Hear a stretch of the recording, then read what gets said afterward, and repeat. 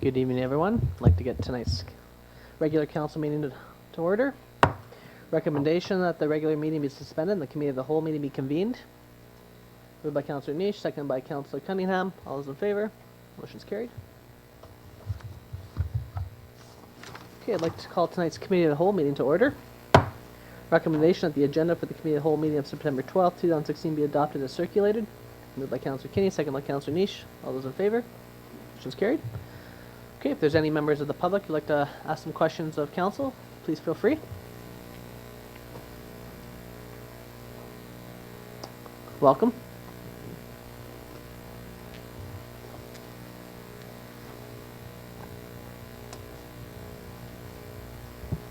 Larry Golden, 1601 2nd Avenue West.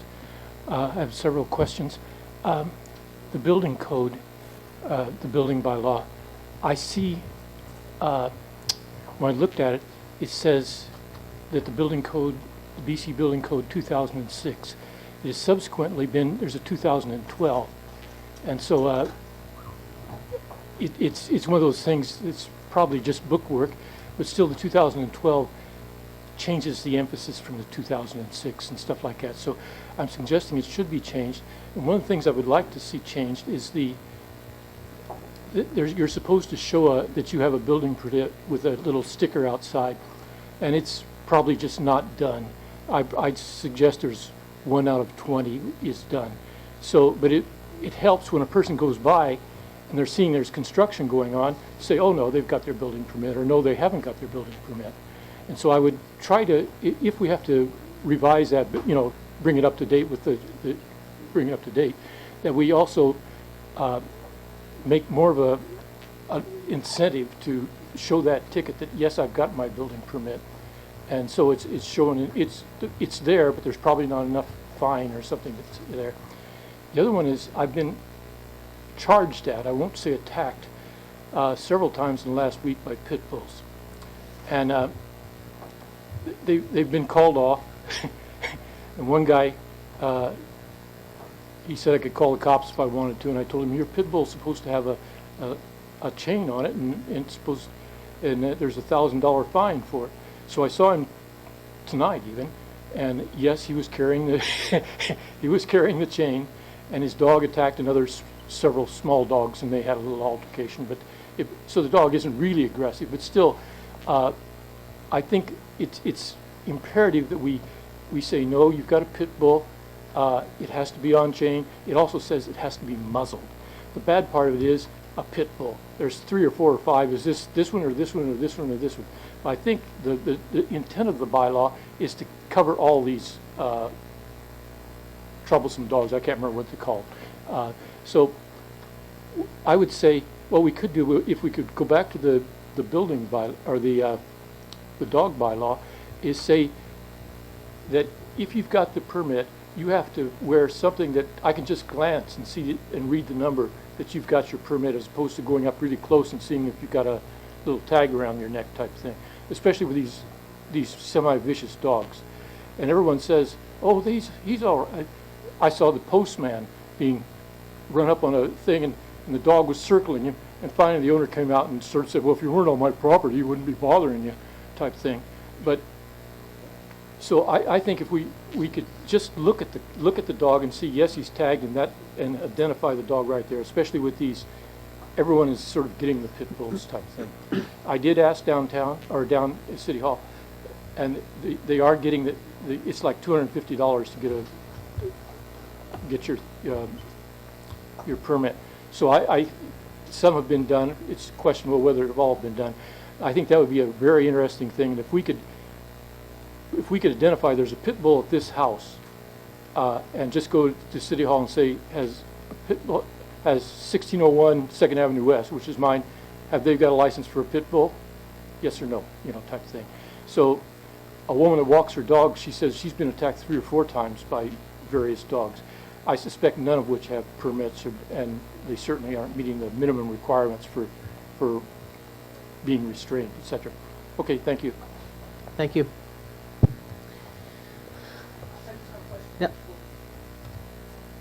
Are you suggesting that that the house with the permit, that the dog tag be made larger, or the house with a pit bull in it have a permit displayed outside the house, or both?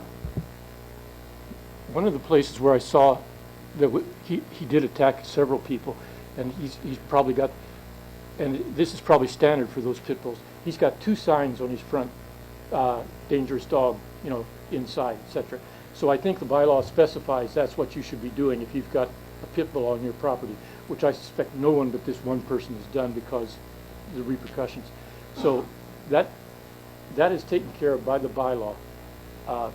I suspect that I suspect none out of 20 are meeting the bylaw about how you're supposed to have it restrained in your yard and stuff like that. So the thing that I was hoping there would be some sort of like a collar which had a number on it, you know, and so you could just glance at the dog and see the number. And so if the dog's running loose, etc., you could just tell immediately which number, write that number down, say, I saw that dog, he wasn't restrained, didn't have a muzzle on. Sir, the guy told me, do you think I'd be walking my dog? I know my dog, he's perfectly all right. I mean, this is after it charged me, you know, and so I told him to back it off. He says, oh, it's a perfectly gentle dog. But anyway, the bylaw says pit bull. It doesn't say gentle pit bull. And so, yes, the next time he was carrying the leash. Okay, thank you. Thanks. Okay, any other members of public like to say a few words? Okay, seeing no one else in the audience, we'll motion to adjourn and resume our regular council meeting. Moved by Councillor Cunningham, second by Councillor Niche. All those in favor? Motion's carried.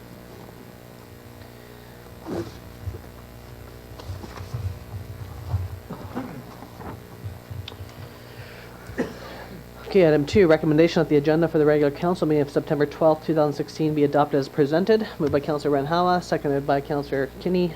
All those in favor? Motion's carried. Item 3A, recommendation of the minutes of the special council meeting of August 22nd, 2016 be adopted. Moved by Councillor Niche, second by Councillor Cunningham. Discussion? All those in favor? Opposed? Motion's carried. Item 3B, recommendation of the minutes of the regular council meeting of August 22nd, 2016 be adopted. Moved by Councillor Kinney, second by Councillor Niche. Discussion? All those in favor? Opposed? Motion's carried. Item 3E, recommendation of the minutes of the public hearing meeting of August 22nd, 2016 be adopted. Moved by Councillor Cunningham, second by Councillor Renhawa. Discussion? All those in favor? Motion's carried. And item 3D, recommendation that the minutes of the committee of the whole meeting of August 22nd, 2016 be received. Moved by Councillor Niche, seconded by Councillor Kinney. All those in favor? Motion's carried. Okay, first up, report from our city planner. Development permit for Prince Rupert Hotel.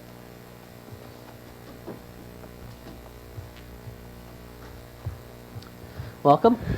Thank you, Mr. Mayor. This application is for the property commonly referred to as Prince Rupert Hotel for the purposes of exterior upgrading to meet the Prestige Hotel branding. The total cost of the upgrade is declared at $150,000 and therefore exceeds the staff delegated authority, which is of $100,000. Consequently, it has to be approved by the council.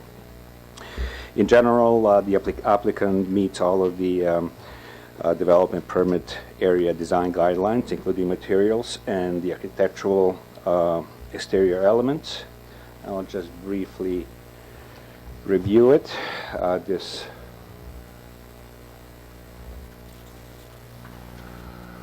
is included in your agendas. The development permit is only for the hotel. Doesn't include the lounge nor the airport drop-off center.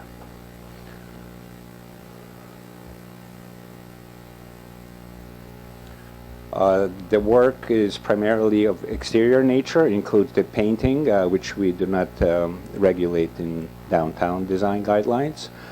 It includes cornices, which will be installed as indicated in a drawing, upgrading the sign to meet the prestige guidelines, and architectural stone to panels to finish the upgrades. It also includes a new awning over the entrance, and I will show you another location. Also, they will take out this portion of the over the roof structure and reclad the building to fit the overall design guidelines. This is the view from the 2nd Avenue. This portion of the building will remain as it is, and only this portion of the building will be upgraded with a sign facing 2nd Avenue. This is from the parking lot. There will be additional awning over the back entrance, and again, continuation of the cornices and painting. And lastly, this is the profile from the 1st Avenue, and again, accenting that it doesn't include the work on the part of the building that we would have referred to previously. There was previously a beer and wine store. That concludes my presentation, Mr. Mayor, and the proposed project complies with all the development design guidelines supporting the staff recommendation. Okay, questions from council? I noticed the cladding for the penthouse, it says the color and type haven't been determined yet, but the downtown guidelines for permits, do they dictate types of cladding and coloring? No, we don't dictate the coloring scheme in the downtown design guidelines. And I spoke to the architect. We are seeking or strongly recommending against the corrugated metal, the round metal, which is not going to be used. I think it's a great design, and I went on the tour when they had their opening house. They've done a beautiful job in the interior and everything. They've really upgraded. It's going to be a nice asset to the city and a great addition. Further comments? Okay, recommendation that the council issue development permit number 1606. Moved by Councillor Kinney, second by Councillor Anish. Further discussion? All those in favor? Any opposed? Motion's carried. Thank you.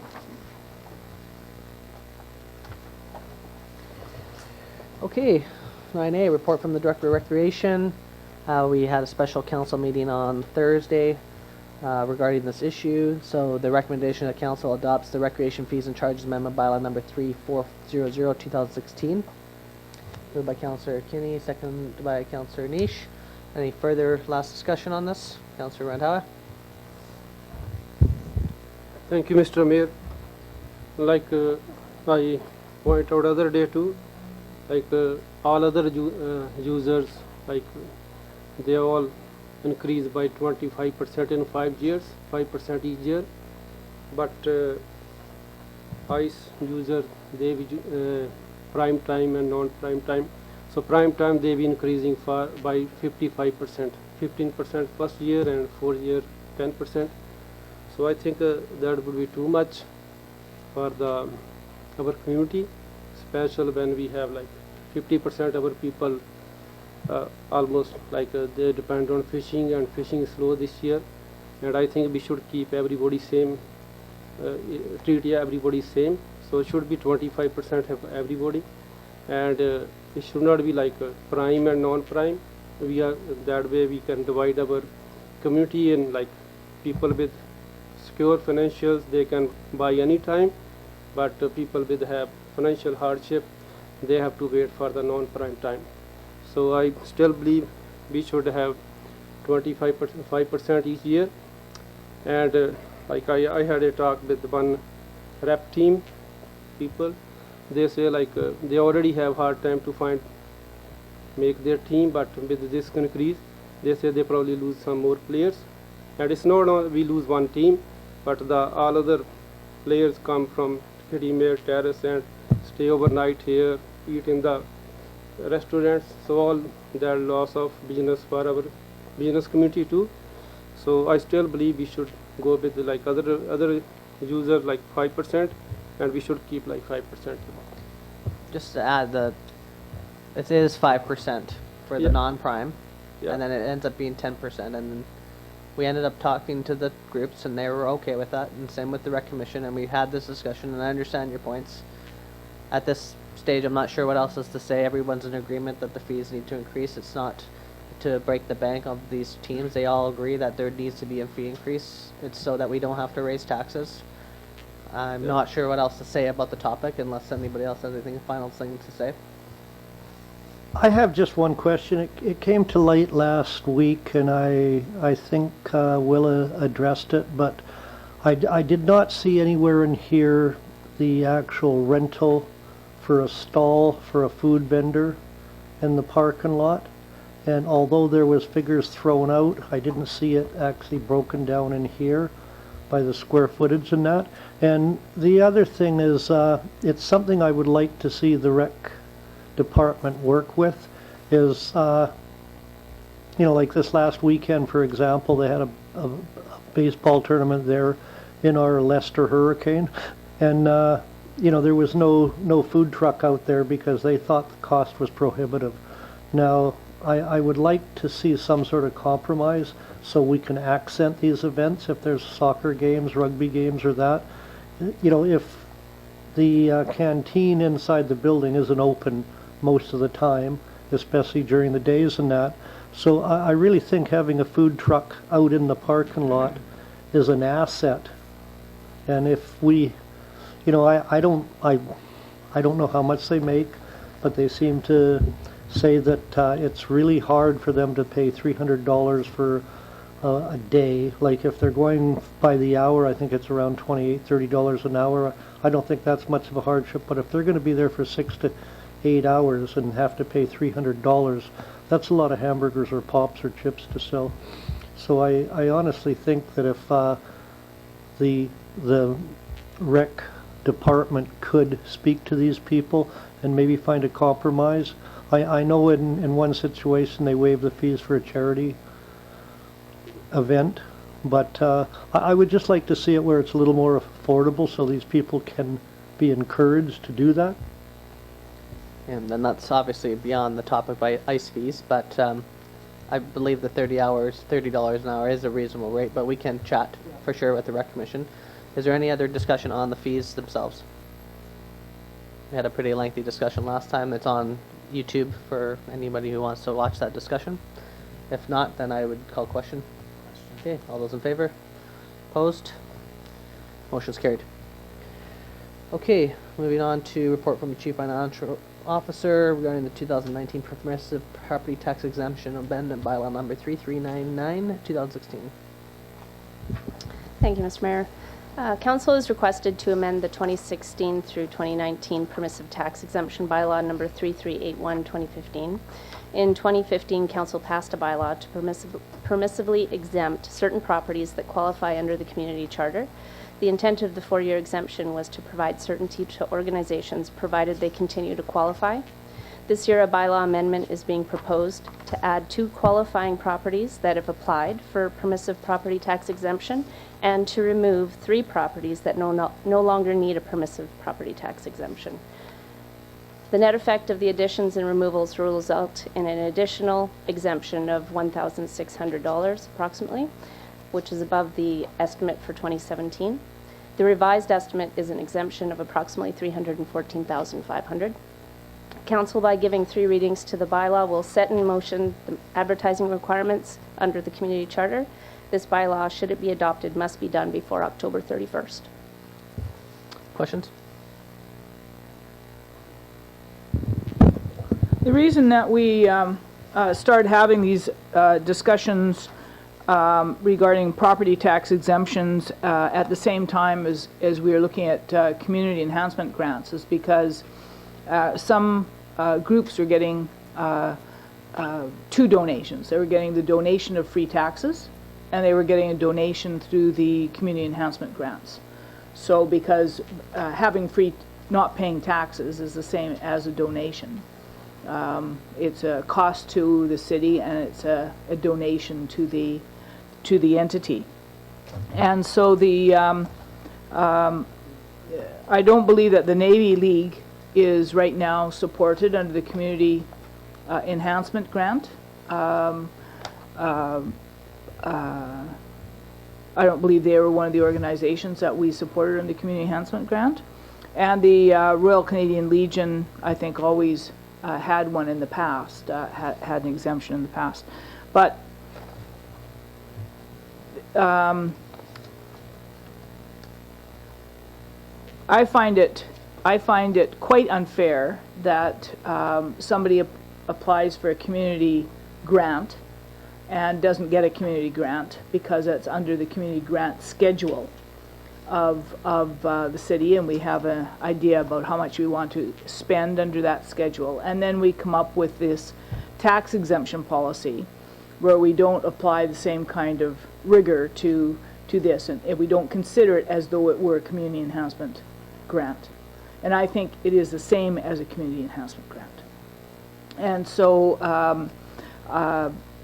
you know, I support the Navy League and the cadet program. I support the Royal Canadian Legion branch, but are they any more supportable than some of the organizations that come and ask us for a grant?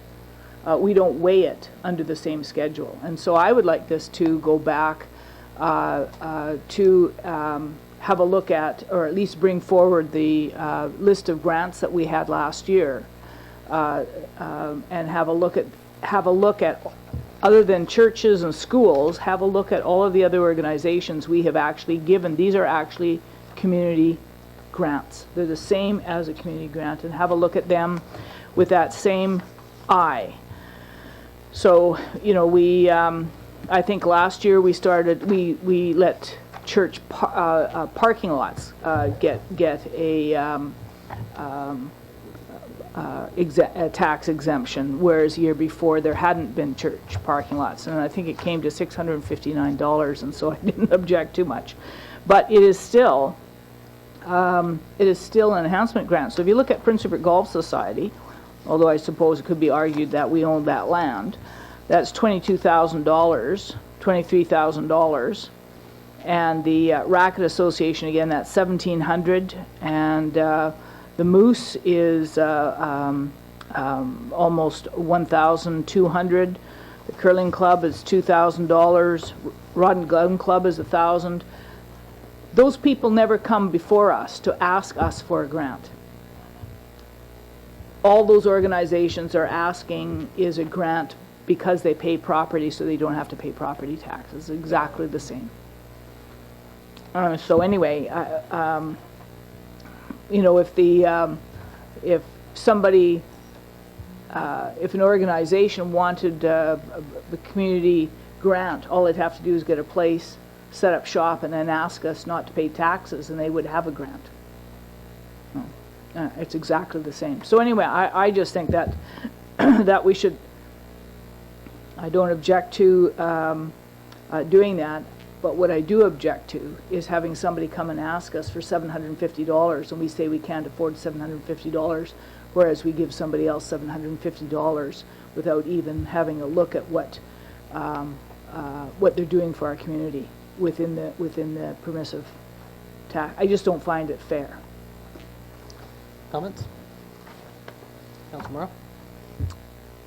Thank you, Mr. Mayor. I understand the point you're trying to make, Councilor Thorkelson, in terms of equity, but I just want to ask a question of staff on this one. Correct me if I'm wrong, but the community charter regulates and dictates to us how we can go about making a property tax exemption. We don't develop the criteria ourselves. It's prescribed by the province. Is that right? Under permissive property tax exemptions, there's a separate charter legislation. There's also statutory requirements as well, and that's basically governing the building footprint for churches. But the green space around them, for example, is a permissive under permissive legislation, and the same with the other ones. They all have to qualify under what the community charter basically says. So. The reason I bring up that point of distinction is just. And thank you for that clarification, is that it's the tax exemption themselves are discretion the same way that a community enhancement grant is. But the applicants themselves, there's a pretty set list of criteria that they have to meet to even qualify for the exemption. So, I mean, from my perspective, I do get what you mean in terms of the equity piece, but I mean, the community charter has given us the authority to exempt organizations based on a set list of criteria that are not prescribed by the City of Prince Rupert. So that's the only point of clarification I want to make. Your Worship, I don't think that's correct. Ms. Bombin, as every organizations have to apply. We just don't go around exempting everybody who meets those criteria. They have to come and apply. And so, and all I'm saying is that if you come and apply and get put on this, then the tendency is we just roll it over every year. And I can remember the community enhancement grant being cut because council thought that they could get money from somewhere else, and yet they are getting money from here. Not that I support, not that I don't support that organization, but it's just that if an organization doesn't own property, then we are basically not giving them a grant. That's what happened last year.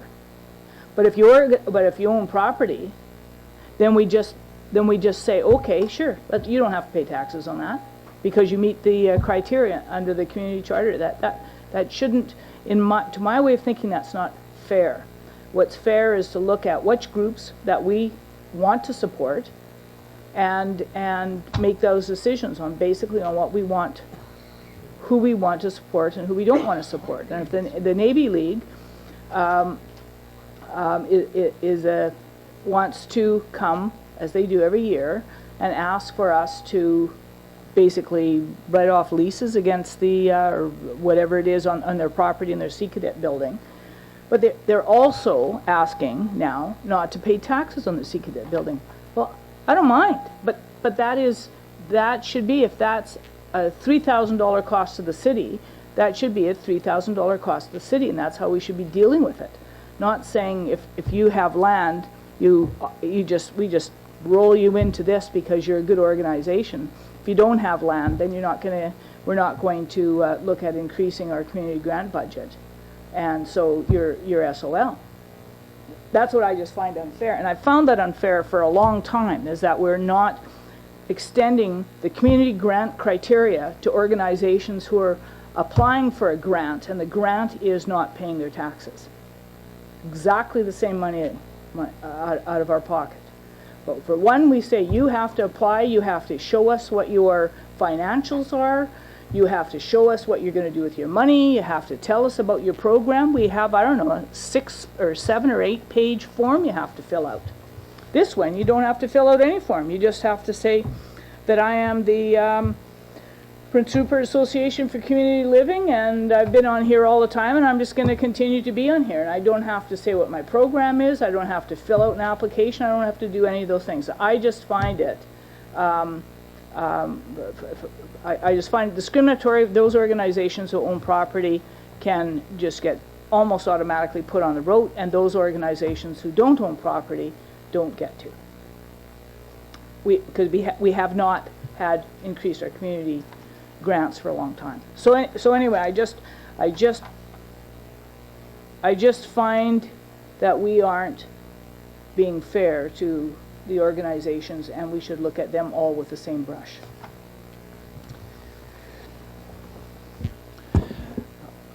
I do somewhat agree to that. Are we able to add like criteria to that, or is it? Everybody has to apply to be a part of the permissive tax exemption, and then every single year we go ahead and we get them to recertify that they still qualify under those criteria. I think a better option would be the other way around, actually. This is a different system because every community has the same system. These people want to apply for their tax exemption, and I think those are what they have the right to do that. But if they're applying for a community enhancement grant, in that moment is when we have a chance to decide to look at this list and say, well, let's see if we're also giving them this, and then we make a decision at the community enhancement grant process whether or not we do believe on top of that, they should be getting, you're basically saying we're double dip, some groups might be double dipping. They're getting a break here, and then they're asking for a grant. So if that's the case, then I think the default is people can apply for their tax exemption, which they're entitled to. But if we believe that another group who needs $3,000 more and they're getting a $3,000 break here, that's probably a better place to decide which groups get what.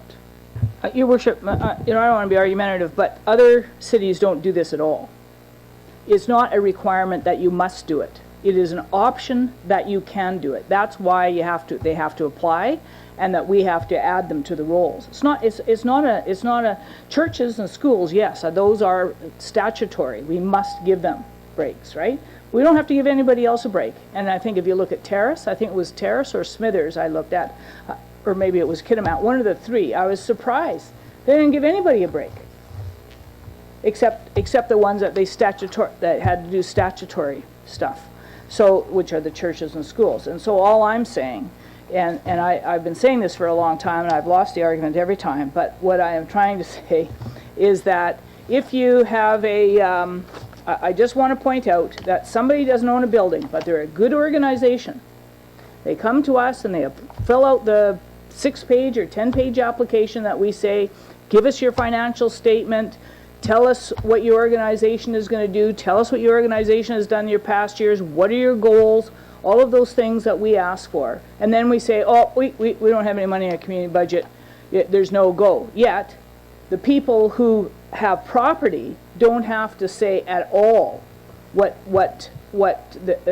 just automatically say, okay, well you're a good guy. You do some nice stuff for the the Legion does some nice stuff, right?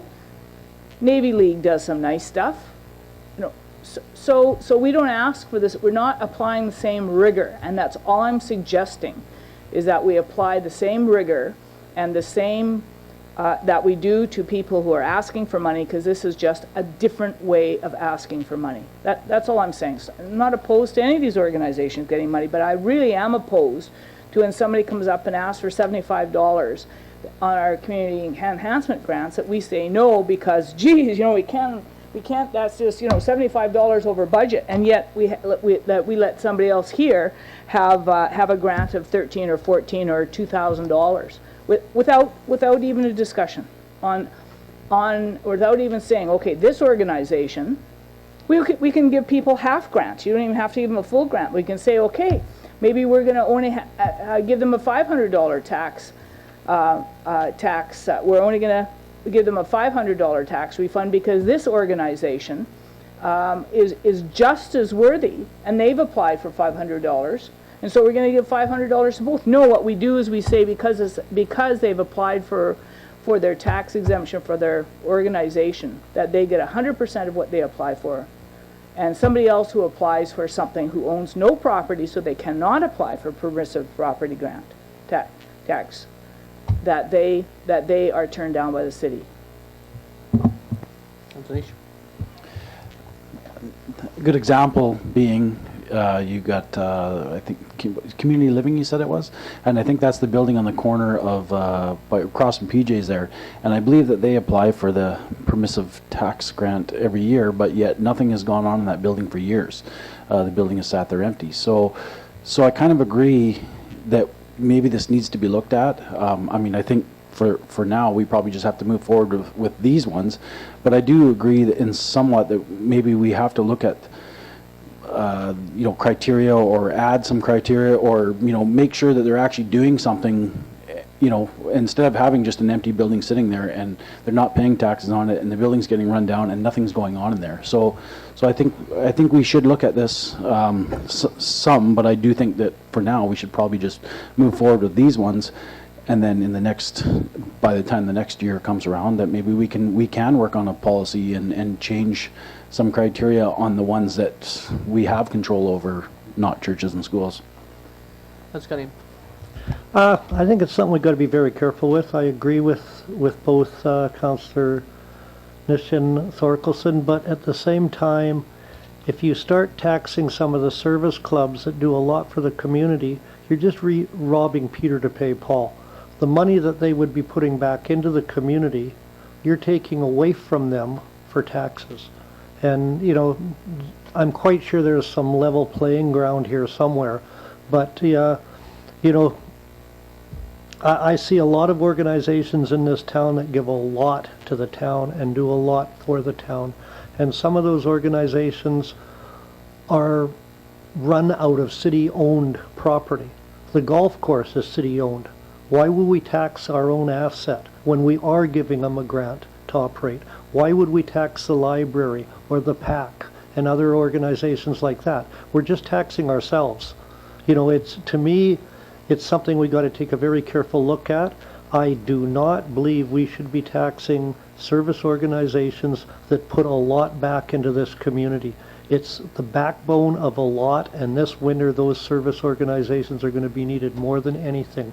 And there's going to be a lot of hardships, and they're going to be the ones on the front line. So I really think places like the Fisherman's Hall, for example, should have a tax exemption if it doesn't, because they are places that are donating a lot of their space and time to this community. Further discussion? Well, I'm not anxious to have this discussion any further, other than to say that I'm not opposed necessarily to any of these exemptions. What I am saying is that we are not applying the same criteria. If a community organization who's worthwhile comes to us and wants a grant, we've said no. We had no new grants last year, other than what we had done the year before, or am I wrong? I'm pretty sure I'm correct. And so you can be an organization that you're well worthwhile and you don't get a grant, and somebody, if Councillor Niche is correct, and that piece of property by PJ's is getting a grant and they're not doing anything with that building, and yet somebody that's is that Association for Community Living, that's $420. So for $420, it's $420 it could go to an organization who is doing something. And that's all my point is that we should apply the same rigor. It's not that we shouldn't. I believe in community enhancement grants. I think we should enhance the community and support the things that are doing things for the community as best as we can afford to do. But I find it unfair that some organizations get $2,000 and other organizations get zero, and both may be giving exactly the same back to the community. Councillor Manhawa. Thank you, Mr. Mayor. Yeah, I think for now we should move on this one. And these all organizations doing a great job for our community, giving back to our community. But next year, I think I agree with Councillor Niche and Thorkson. We should look into this to who's doing more and who's not. Okay. So then I would recommend we move this recommendation forward with the intention to examine this year to make some changes. Moved by Councillor Cunningham, seconded by Councillor Niche. Further discussion? Okay, all those in favor? Opposed? Motion's carried. Okay, comments from council.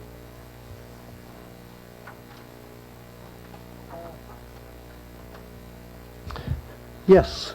Now that Mr. Golden's brought it up, we do have a dog problem in this town in a lot of ways. I would possibly like to see on the city website, maybe something Veronica can put out there, or we take out an ad in the paper and make people aware of the bylaw for dogs, for the poop and scoop bylaw, and a few others. And it goes right back to what I've said before, we need more than one bylaw officer, because one bylaw officer can't do everything. And you know, you just have to walk on some of the streets in this town or some of the trails in this town, and you got to do a tap dance sometimes to get around some of the landmines. So I really think it's something that we should be putting out to the public so they are aware. There's a lot of people out there that have dogs now that aren't licensed. They're never on a lease, and a few other problems. And I think if we get this out to the public and they're aware of it, they can't plead ignorance. Councilor Kenny? And I think that should also be said for cats, because we have a bigger problem with that. Councilor Van Thanks, Mr. Mayor. This year, lots of tourists are really appreciating about our flowers and all our community. So I think our city staff is doing great job for that. Great. Thanks, Councilor Van Any further comments from council? Okay, hearing none, I'd like to adjourn our council meeting to recess into our closed council session. Moved by Councilor Cunningham, second by Councilor Kenny. All those in favor? Motion's carried. Meeting's adjourned.